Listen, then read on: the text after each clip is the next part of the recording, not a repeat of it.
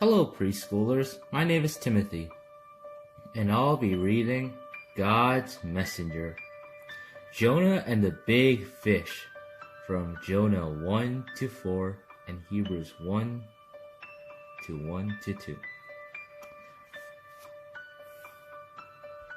God had a job for Jonah, but Jonah didn't want it.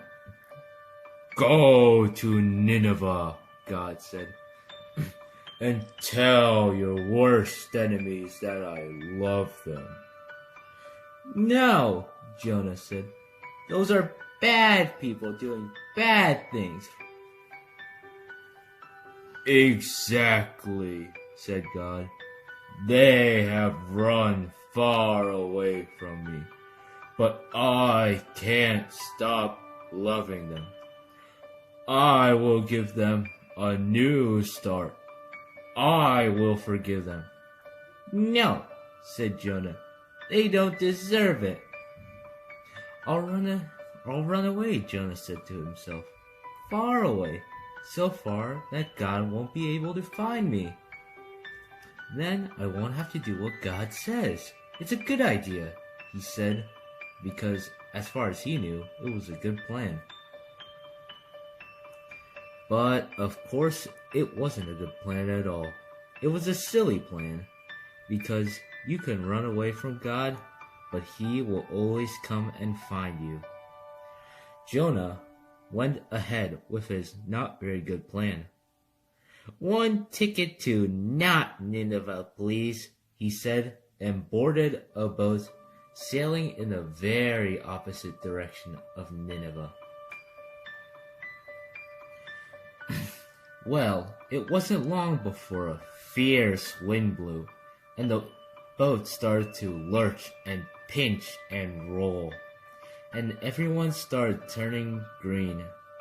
Jonah sat bolt upright in his bed. You see, the first thing that went wrong with Jonah's not very good plan was that God sent a big storm after him. The sailors couldn't sail their ship properly.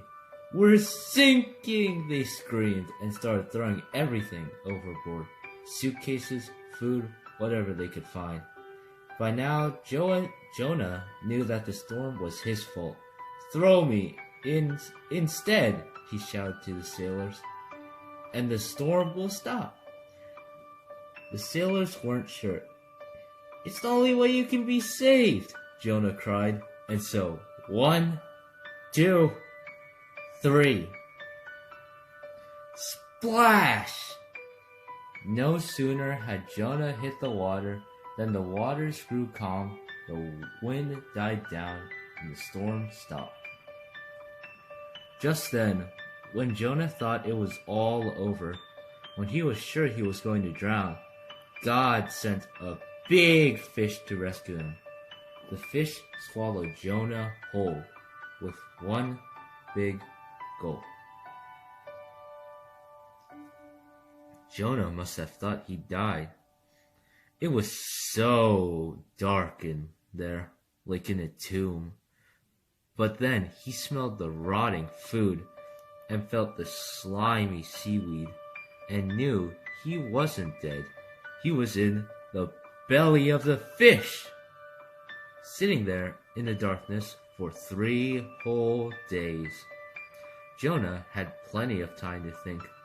Pretty soon he realized his plan was, a very silly plan indeed.